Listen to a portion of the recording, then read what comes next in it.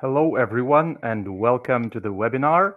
We're going to start in a couple of minutes. And before that, please let me know if you can hear me well somewhere in the chat box, or maybe some of you who cannot hear us well, just to make sure everything works fine. And please know that there will be a little bit of delay, like a half a minute or something. So your questions or comments is going to take time for me to see. My name is Bogdan. I'm a partnership manager at Betoola.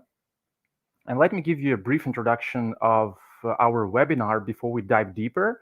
So in November 2022, the European Parliament adopted a new regulation called DORA, stands for Digital Operational Resilience Act.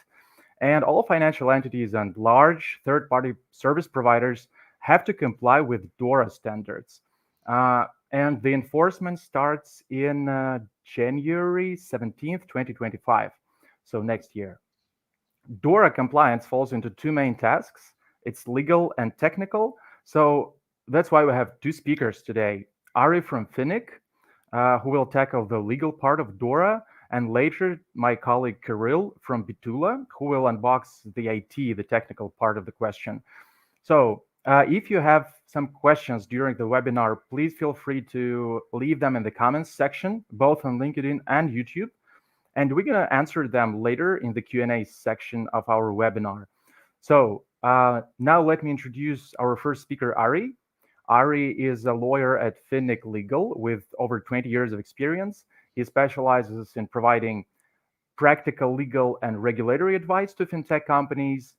And also he assists fintech companies with obtaining financial licenses in the Netherlands, and also with implementation of legislation such as DORA and other ones like the markets, for example, in crypto assets regulation. So Arie, welcome. Thanks for joining. And yeah, let's get it all started. Yes, thank you very much, Bogdan, for introducing me. Welcome everyone to the webinar. I hope you all have your sandwiches ready for the lunch presentation. And my presentation today will be as follows. So firstly, I will briefly tell you what the main points of DORA are. Then I will go on to discuss the main pillars of DORA, followed by a discussion of the guidance on information security that has been provided by the Dutch Central Bank in the form of the Good Practice Information Security. Then I will discuss some practical aspects of the implementation, and Kirill will, after me, discuss into more detail some of the practical aspects of the IT implementation. And at the end of my presentation, there will be an opportunity for all of you to ask questions. So here I have listed some newspaper articles. Cybersecurity is all over the news today. And if you look at the first news article, it is about a DDoS attack on the website of the Danish Central Bank and 7 other banks. And that resulted in the website of those banks not being available for a long period. And at the end, the cyber attack was claimed by a Russian hacking group because Denmark supported Ukrainian neo-Nazis. The second one is an article on a cyber attack in 2017 against Equifax, which is a consumer credit reporting agency, and that resulted in the personal data of about 145 million Americans being stolen. And according to the US Department of Justice, the Chinese army was behind the attack. And the final article that is listed here is on my favorite podcast. It's called The Lazarus Heist from the BBC. And it is a very intriguing story about a $1 billion hack against the Bangladesh National Bank by North Korean state-sponsored hackers in order to finance the North Korean nuclear arms program. And I can absolutely recommend the podcast. It is thrilling from start to finish. And it also goes on to talk about other hacks on private banks in different countries. So these examples show the importance of cybersecurity, and that is exactly what DORA intends to improve.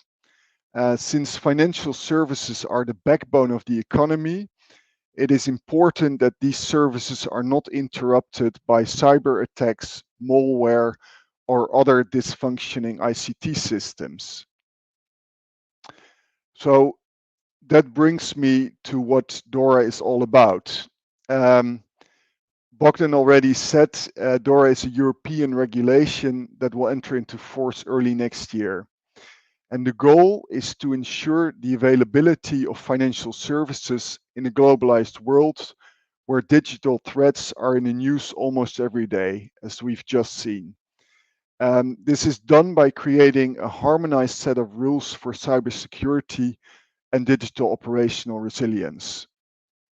DORA applies to almost all European financial entities, and that includes, for example, banks, insurance companies, payment and e-money institutions, crowdfunding service providers, and crypto asset service providers. And what DORA does is providing a very comprehensive legal framework for ICT and cybersecurity with extensive obligations. However, when applying the rules, financial entities may apply the principle of proportionality, which means that they may take into account their size, overall risk profile, and activities. So, in general, one may expect more from a large financial institution than from smaller financial institutions. And that is also why DORA provides for simplified rules and exemptions for so-called microenterprises. And these are entities with less than 10 people employed and an annual turnover or balance sheet of less than 2 million euros. It is important to realize that DORA puts the overall responsibility for compliance with DORA with the management board.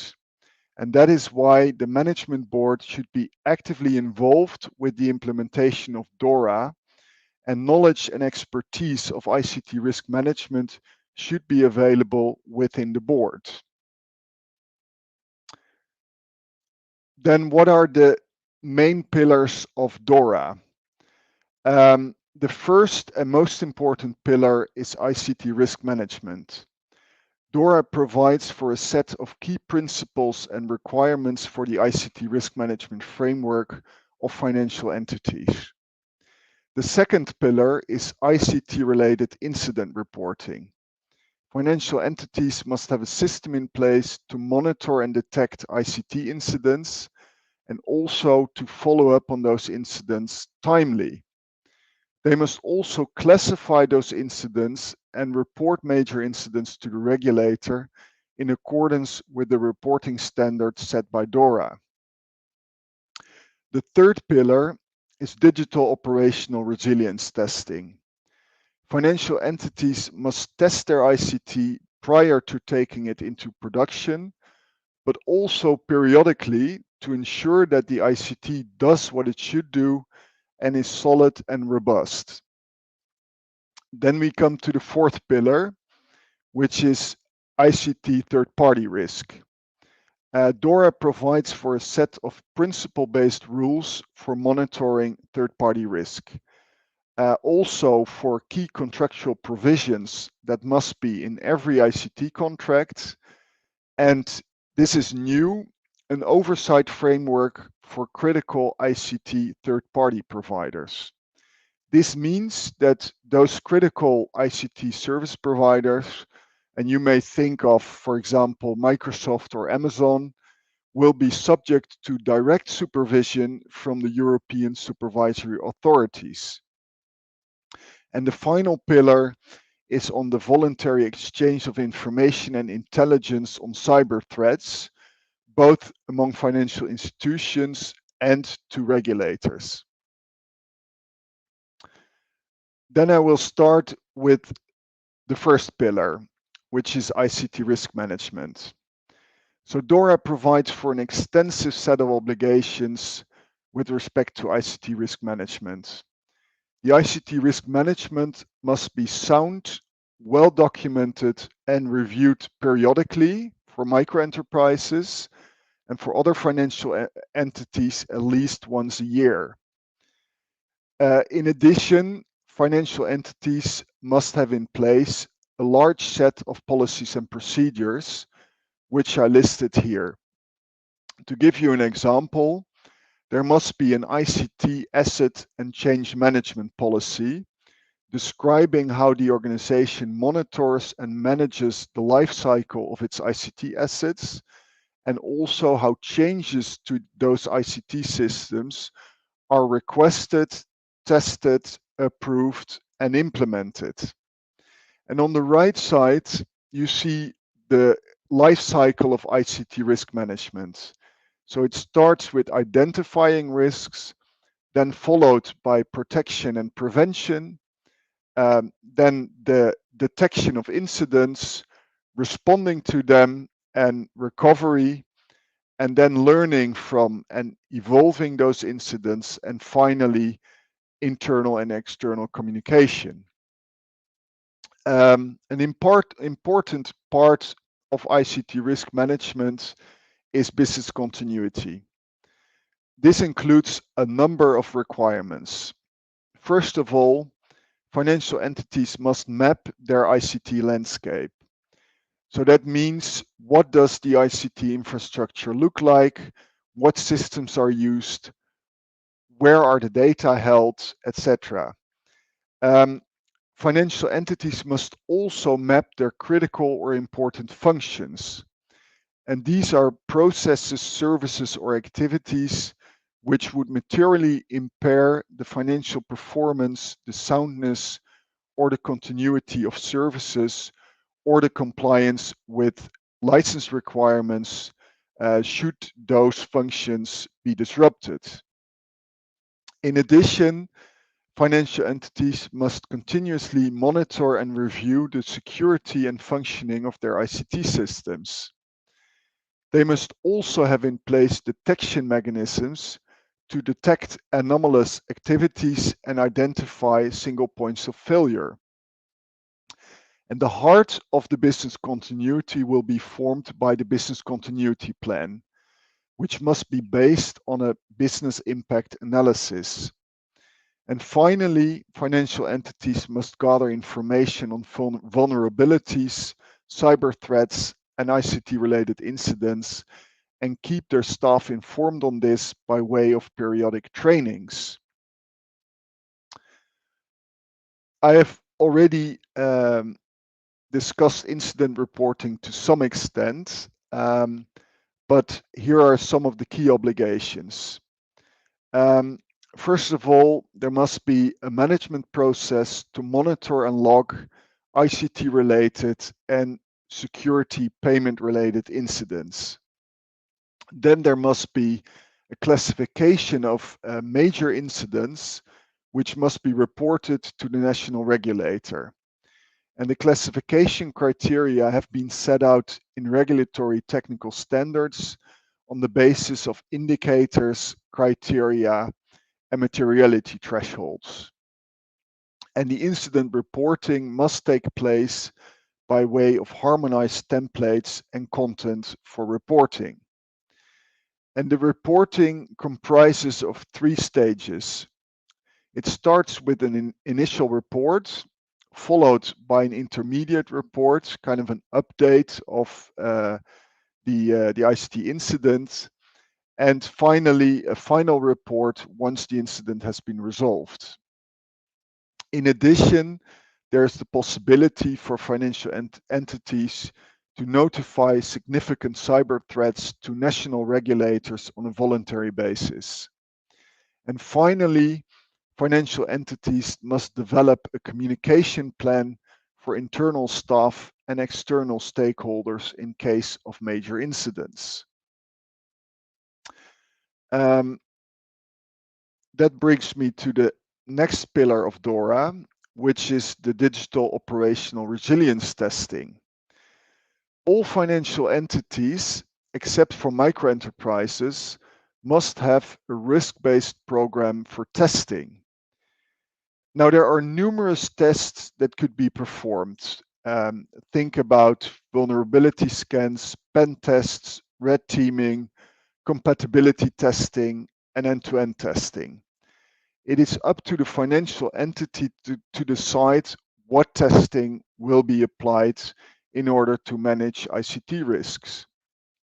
But in any event, critical ICT systems and applications must be tested at least once a year. And for very important financial entities, which are to be identified by the European supervisory authorities, there's an obligation to carry out so-called advanced threat-led penetration testing, or TLPT. And that must be done at least every 3 years.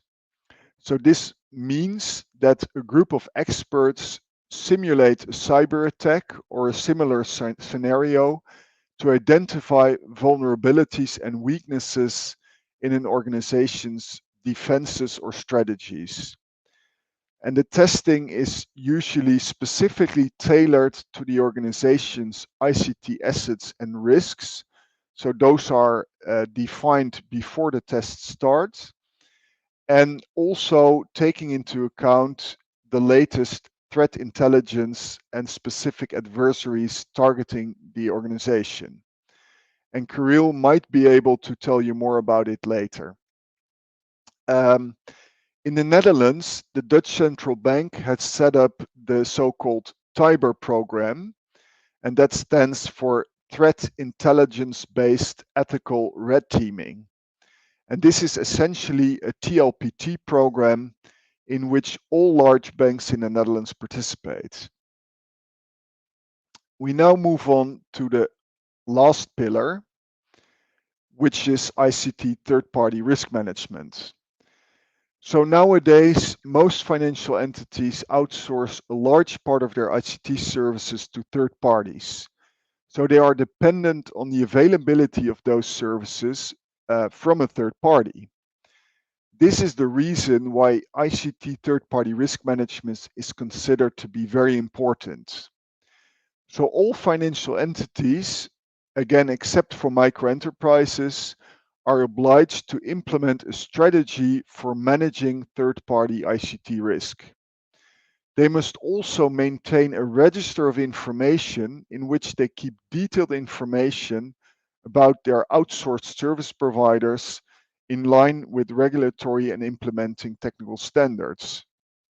And this register must be provided to the regulator upon request. In addition, financial entities must report third-party ICT contracts to the regulator. Part of ICT third-party risk management is an assessment of the ICT security level, the frequency and scope of audits and inspections, and concentration risks. For example, because all ICT services are provided by the same ICT provider. The financial entity must also have an exit strategy for critical or important functions, such as switching to another ICT service provider, if available, or taking the services back in-house. And finally, all ICT contracts must contain mandatory clauses on important topics such as security, incidents, data processing, service levels and reporting, termination rights, and inspection and audits. Amending ICT contracts with all of your suppliers usually takes a lot of time, so this should not be underestimated. I already said that critical ICT third-party service providers will be subject to direct supervision by the European supervisory authorities ESMA, EIOPA, and the European Banking Authority. The exact criteria for determining which ICT third-party providers are critical are still to be published. And what the European supervisors will do is they will appoint a lead overseer which is the supervisory authority who is responsible for performing and coordinating the supervision by those three supervisory authorities.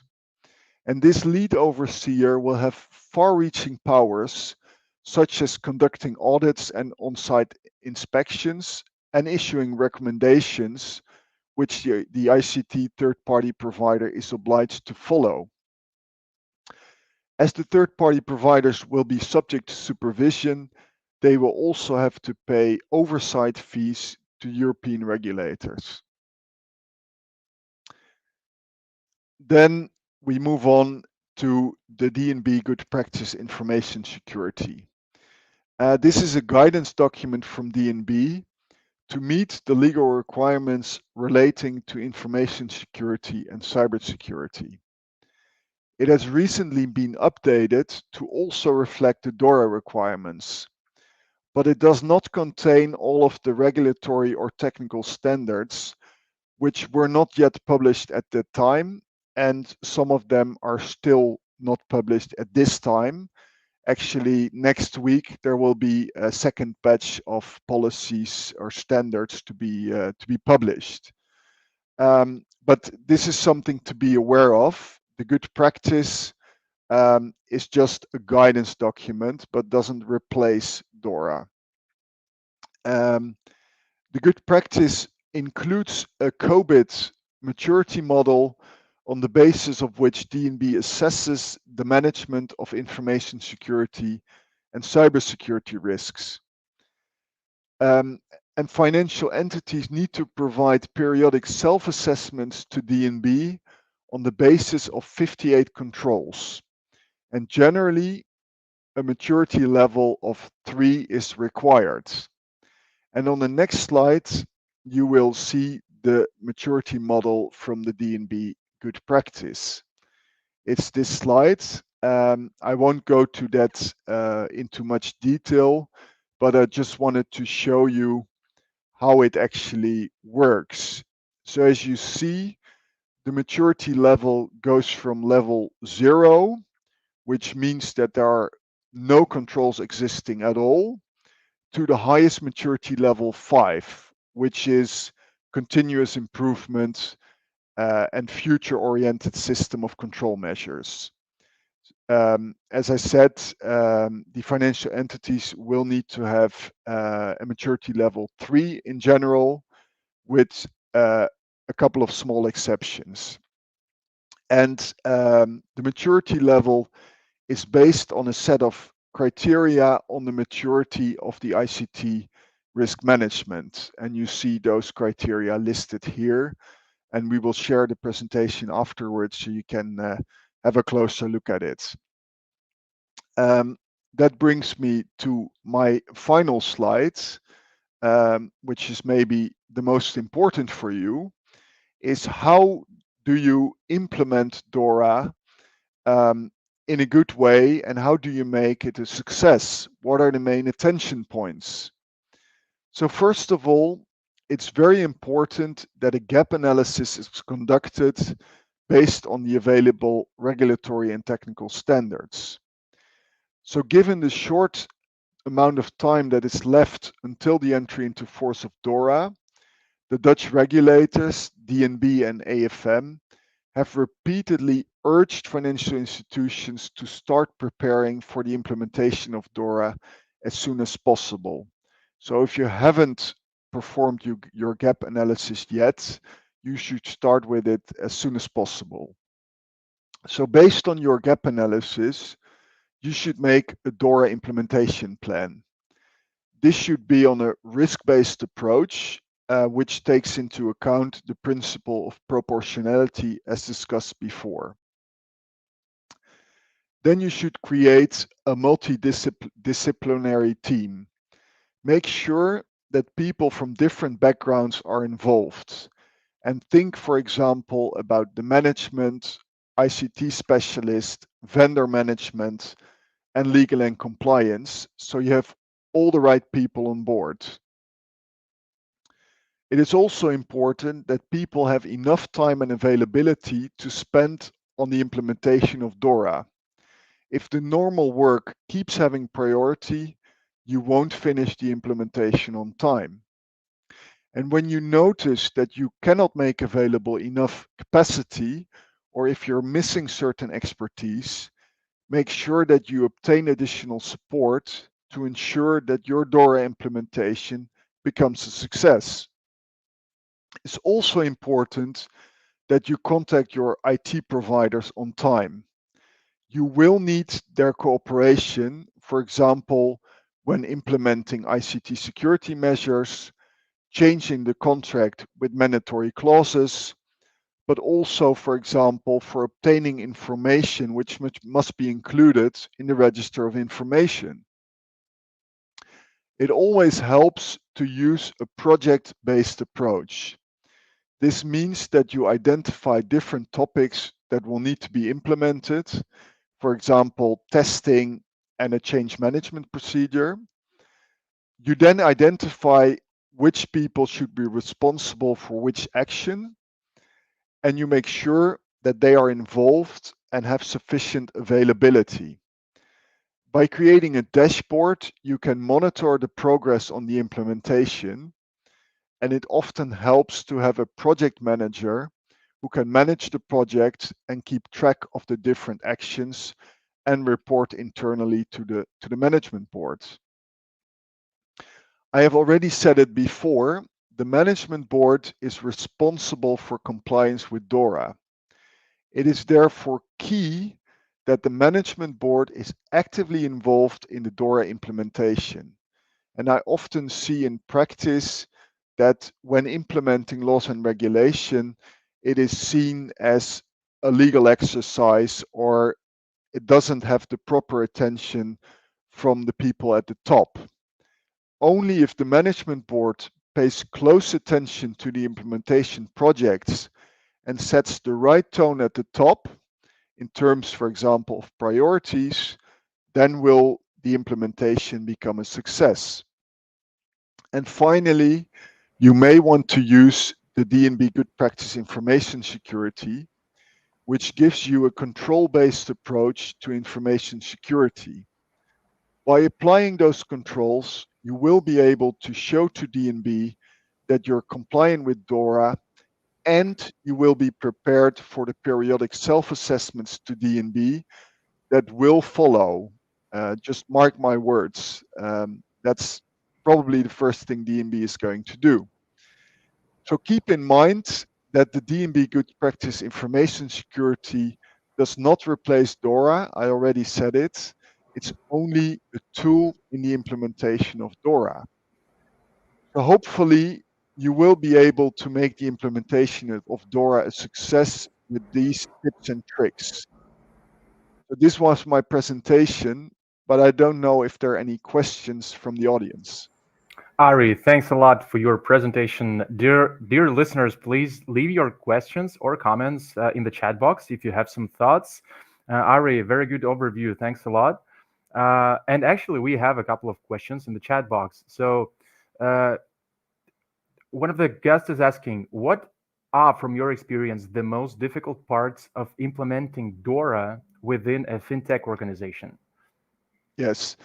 So I think in a fintech organization, if you're in the startup phase, it's often capacity, because there are a lot of priorities on a daily basis. You're trying to build your business, and at the same time, you have all these requirements. So there it often helps to get support from either inside of your organization, or if you don't have the capacity, outside of your organization. And then also, I already said it, it shouldn't be seen as like a legal exercise or an IT exercise, but it requires attention from the whole company, and you need to work together to make it a project, define actions, keep track of actions, and only if you have the proper attention within the company, also from the management boards, will it become a success, particularly if you have very small timelines, as we have, in this case, since we only have about 6 months to go. until everything needs to be implemented. Perfect. We have another question, Arie. I wonder if DORA also applies to intragroup ICT service. We're going to highlight it on the screen. What do you think about that? Yes, well, the answer is pretty straightforward. Yes, it does.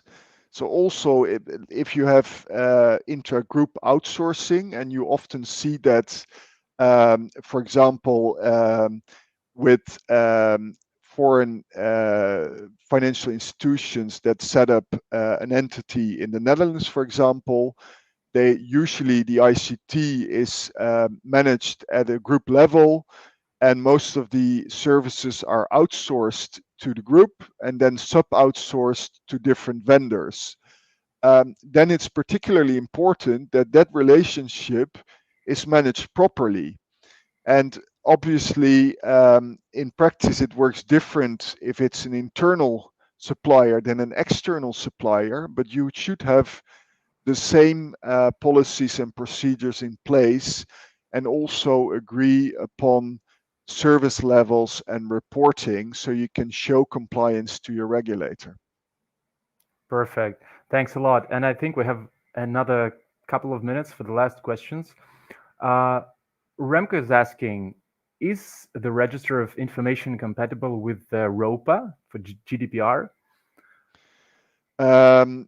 No, and unfortunately, it's not. It has been described into very much detail. I have to say, it's a list of data that goes on and on. For example, you need to state whether your outsourcing provider is critical or important, when you entered into the contract, about reporting, service levels, all these things. So it's I know that the name Register of Information may be a little bit confusing because you're thinking about data processing, but it's actually all the information about your ICT contracts. Perfect. I think we should go for the stage 2 of our webinar. I can see more questions in the chat box. Don't worry, guys. We're going to address them in the last Q&A session of this webinar. So let me introduce the second speaker of today, Kirill, the co-founder and partner at Betoola. Kirill, welcome. Kirill has a strong background in software engineering and specializes in Fintech software, which also implies good knowledge of regulatory compliance things. So Kirill will explore DORA from the technical side and will give us concrete examples of software necessary for DORA compliance. Kirill, welcome. Thanks for joining. Yeah, hello, everyone. Thank you, Bogdan, for introducing, and thank you, Arie, for your informative part. Let's just pop up my presentation on the screen. Yes. Okay, so right now I would like to talk about the next steps at the financial institution after the attorney's work is done. And these steps can be done internally by the financial institutions team or can be delegated to an external firm. So after the policies are established, an IT consultant, again, internal or external, can perform a review and come up with an executive roadmap. And this engagement can be of rather small scale because it only provides a bird's eye view on solving the DORA compliance task, and then separate activities can start in due time. So for this, a sprint of several weeks could be enough. The way we usually do it, we would collaborate closely with the legal counsel to understand the policy requirements and with the management board to get an overview of the organizational structure and do the planning. And then we would come up with a roadmap for DORA implementation, which would most likely include, for example, the following things: IT risk management audit, cybersecurity audit, software upgrade, for example, for incident management, and also some ongoing activities need to be scheduled, such as yearly audits mandated by DORA.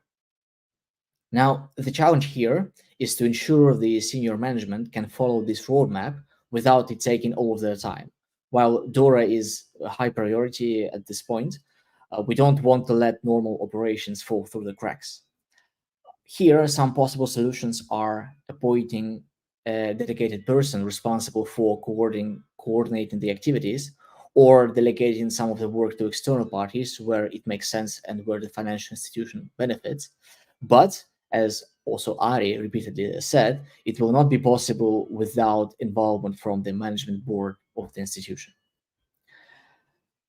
In particular, I'd like to say a few words about two separate activities that will likely be on this DORA roadmap for every institution. That would be an IT risk management audit and a cybersecurity audit. So an IT risk management audit is an activity required by DORA.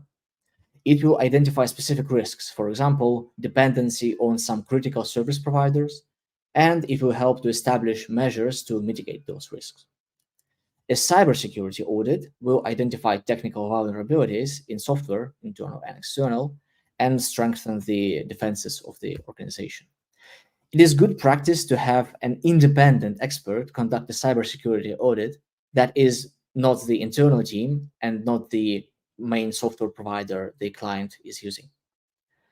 And these two aspects might deserve their own webinar, but for now, the bottom line is that all of the activities that are on the screen will likely be included in the executive roadmap and planned with the management board. Now, I would like to say a few words on the pitfalls the financial institution can encounter in this process from our experience and how they can be tackled. The first is unclear progress. It sounds very simple, but it is a common issue when a project like IT analysis for DORA compliance is delegated to some person, especially to an external person, and there is radio silence on both sides during quite some time. To solve this, we usually ensure transparency with some sort of dashboard overview, for example, in Jira, that has up-to-date status tasks. And also there can be daily or weekly sync-up calls depending on the level of the parties involved. So with more senior management, the calls will be less often, but we still want to keep them posted. Moreover, it's best to deliver parts of the project as they are available, which also allows for improvements in the next iterations after reviews. Next, sometimes there is very little internal capacity to do an analysis, but also no time for onboarding and communicating with external consultants. Or while onboarding a consultant, it's not possible without at least some time and availability from the management board. This problem can also be mitigated.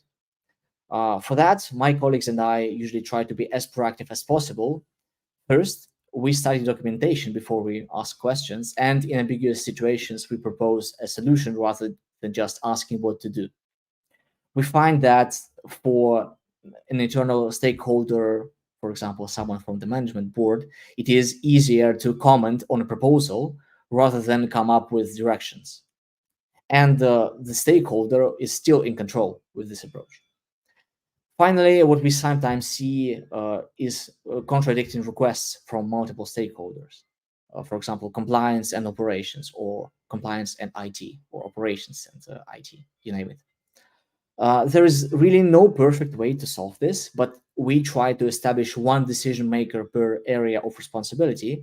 And if there is still a contradiction, we would escalate this in one of the higher level scheduled meetings with the management board.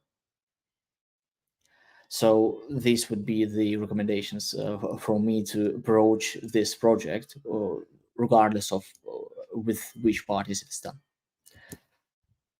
Next up, I want to elaborate on specific software solutions or upgrades that may be required by the financial institution. First of all, the client may decide they want to develop or integrate risk management tools that would continuously monitor specific IT risks. There are tools that would provide real-time alerts and ready reports on potential vulnerabilities. Additionally, probably an incident reporting system would be needed. In line with DORA requirements, it's important that any security incidents are logged timely, reported, and quickly responded to.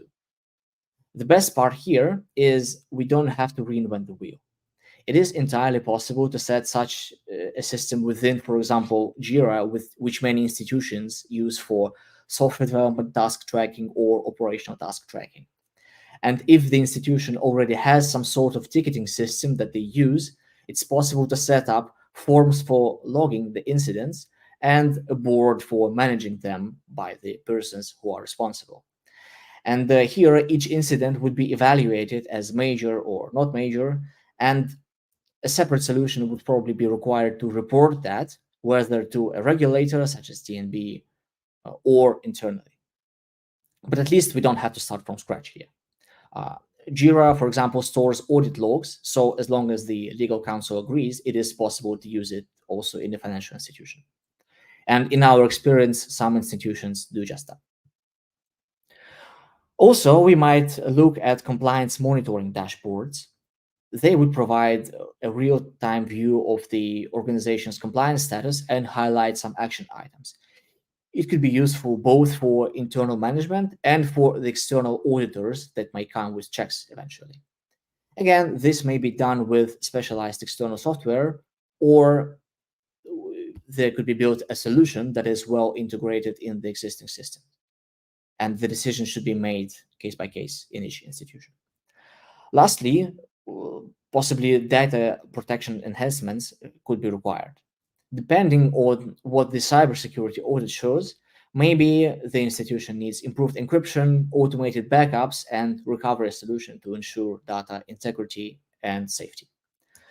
So to summarize everything, the role of an IT consultant or any other appointed person would be to bridge the gap between the legal requirements and the practical IT implementation by setting up a clear roadmap, and then potentially engaging in upgrading the software and make sure the ongoing IT processes are scheduled as required. Thank you, and I look forward to your questions, and you can also ask them to Arie's legal part. Thanks a lot, Kirill. This is also a great overview of the IT part, I believe. We have a question. Let's discuss the questions for Kirill's part and then get back to the questions from the last stage. So Bogdan is asking, Kirill, what are the timelines for compliance with the IT requirements of DORA? We're going to also highlight it on the screen. Well, first of all, there is about half a year left until the regulation comes into force. So yeah, it's best to approach this as soon as possible. And yeah, although specific deadlines may vary depending on the particular provisions, yes, I would say that if the institution starts as soon as possible, it's possible to go through the legal part. Well, for that, Arie would be the best speaker. It could take, I don't know, several weeks to maybe a couple of months, but I will give you the microphone to answer better. Then it's important to establish a roadmap rather quickly and then prioritize the activities, because sometimes 20% of effort cover 80% of requirements, for example. So it's not a very specific answer, but I would say that this can be done in several months, more or less, without disrupting the operations completely. Yeah, and Kirill, if I may add to that, Sure. I think from my experience, if you want to have like proper policies and procedures, make sure that they are drafted by an IT consultant or IT expert. Obviously, I'm happy to draft any of those documents, but usually it helps if person with the specific knowledge on IT draft the policy, and then the legal counsel will usually review and provide input and ask questions to challenge the policy. But in the end, it is, as I already said, it's a combined effort. So the gap analysis and the drafting is a combined work of both legal and IT. Well, I think when companies approach DORA, they already have something set up already in terms of compliance, right? So it's not going to take a lot of time. Some companies, if you're a fintech, you should have some regulatory compliance inside, right? So it's not just the bare field there. Okay, so there is another question from Remco. Um, has DNB said anything about an update of the good practice to align with DORA? So I think it's about the Netherlands bank, right? Or Yes. okay. So yes, so the good practice has been updated in December last year.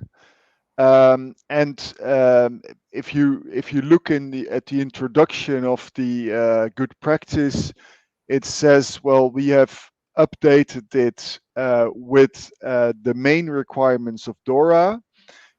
So there were some gaps missing, but they didn't take into account, as I said, the regulatory and implementing technical standards that are available. So they put a big disclaimer on their good practice, which is what they usually do, because they always say, well, we provide guidance, but ultimately you are responsible and you have to make your own assessments. I don't expect DNB to update it again. So probably the next update is going to take a couple of years. But I think in general, like the main topics of DORA are covered by the good practice, and it's more of a control-based document. So um, you need to have your policies and procedures in place, and then in it and the controls are part of those policies and procedures. But obviously, you will need to do more than just look at the controls in the DNB good practice. I hope that answers your question. If not, let me know. Yeah, I hope so as well. Guys, if you have other questions, please make sure to put them in the chat box because we have plenty of time to discuss to make a good Q&A session. We have 10 minutes left. There is another question from Mr. God. So actually, this is funny because I had a friend with, this is my real acquaintance. His surname was God. So I think it's maybe it's a real surname. So thanks for the slides, Arie and Kirill. What are the data protection and management requirements under DORA? I think it's the question to Kirill, right? Yeah, let me see. Yeah, well, I think the specific legal requirements would be a better question for Arie. But the thing is that, well, in a nutshell, under DORA, financial institutions should make sure secure data storage, data integrity checks, and backups, and also manage third-party risk when submitting some of the data to anyone else. So that is a little bit of intersection with GDPR, but DORA has a different focus. Yes, and if I may add to that, so on data protection, generally it's of course the GDPR that must be adhered to, but you must take the proper security measures to protect your data. So there's an overlap between the GDPR and DORA here. But in general, I think maybe DORA makes it a little bit more specific, but it's not very different. And then on the management requirements, basically ultimately the management should be in control of all the ICT risks, which means that you must have a proper ICT risk management framework, which means that you identify any incidents or shortcomings, you perform the right audits and inspections if needed, and ultimately you score your risks. So you need to have a risk scoring mechanism, and then based on that, you also need to determine your risk appetite, which means that if your ICT risk is above a certain level, then you need to take action. So that is part of your generic risk management framework, but it basically means it starts with identifying your ICT assets. Where are they? Where are the data held, etc.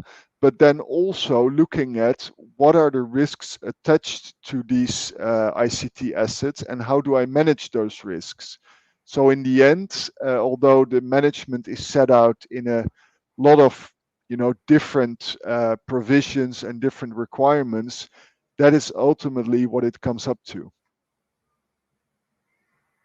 Thanks, Arie. And one of the questions I wonder a lot, what happens if we are not compliant with DORA? So is there a regulator that's going to come at your door at some time and say, hey, give me your licenses for DORA, etc.? So who's going to check, and what happens if there is no compliance to DORA next year? It's your company. Let me answer that question. I think from experience, the regulator doesn't start with issuing fines straight away. They understand that institutions need a little bit of time to get accustomed to the new regulations. They may have questions, internal issues, etc. So usually what they do, which we've also seen with, for example, GDPR, is first they start with providing information to the market, doing assessments across the market, and trying to help out the institutions with their, in this case, ICT risk management. And then at a certain point of time, they will become stricter, and you never know exactly when that is. But at some point, they are going to issue fines or take other tools that they have available to make sure that the DORA is implemented. That doesn't mean that you can just wait and see, like, well, the first year nothing's going to happen, so I'll just take some more time. Obviously, if the regulator finds out that you're not doing as best as you can to be compliant, and they will never say they will allow you some leeway after the 17th of January. They will never say that. But even if they would, that would only be if you show that you do your utmost. So at the end of the day, the message is make sure you are prepared, particularly if you are, for example, in a license application, because that is when DNB is actually going to ask for your policies and procedures, and that gives DNB or AFM a tool to enforce the rules up front. Particularly in that case, you should pay very close attention. Thanks, Arie. We have another question to both of you guys, I think. So outsourcing is an important point of attention. How far in the chain of responsibilities are you expected to go in active management? I think this question addresses your idea that the management should be involved and this should be the focus, right? Or it's not really correct? Yeah. Let me answer that question. So ultimately, whether you outsource or sub-outsource, as a financial entity, you are responsible for compliance with DORA, which means if it goes wrong, the supervisor will end up with you to tell you, well, sorry, you didn't do good enough. So in general, you want to ensure that your outsourcing risk is properly managed. There are different ways of doing that. It starts with the contract. Usually your outsourcing contract will also provide for provisions on sub-outsourcing, saying that the sub-outsourcing should at least comply with the same obligations as you're imposing on your outsourcing party. but it's also about conducting about reporting. So the outsourcing party and the sub-outsourcing providing information on how they perform, whether they meet the service levels, what are the ICT risks involved. And then ultimately you have the possibility, which is also a mandatory contractual clause, to conduct an inspection or audit.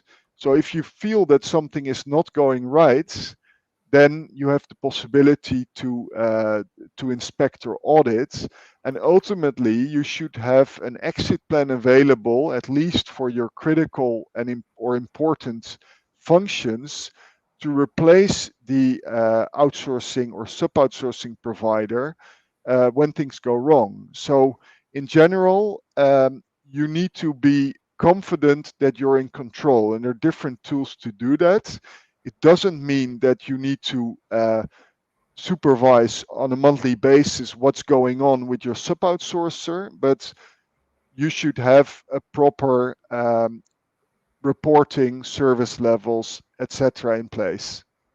I hope that answers the question.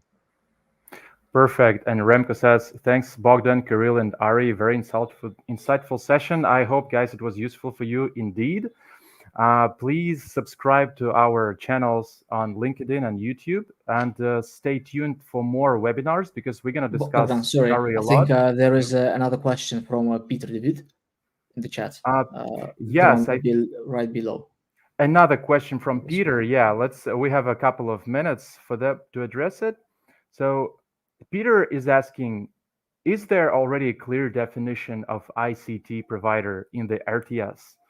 So the answer is no. So there is a clear definition in DORA, which you can use, and I won't go into too much detail, but it's a very broad definition. So if you're using like a tool, for example, for your AML screening, that tool and the data, if you use like a data management tool, for example, would be subject to DORA and would be considered to be an ICT service. If needed, I can provide some more details on that if you reach out to me. So happy to further explain that into more detail. yeah, because we're a little bit running out of time. And please make sure to subscribe to our channels and stay tuned for the further episodes of this webinar on DORA, because DORA is a very big field and it's quite difficult to discuss it within just an hour of a webinar. And we're going to run live a lot in the following months. So yeah, please subscribe, reach out to both Kirill and Arie. All the contacts are in the screen. So thanks a lot to everyone for all those questions and interactions. And thanks to you, Arie and Kirill, for a good overview of DORA. I hope it's useful for our listeners. And yeah, we will see each other in the next webinars that we're going to have. Thanks very much, Bogdan. Thanks, everyone.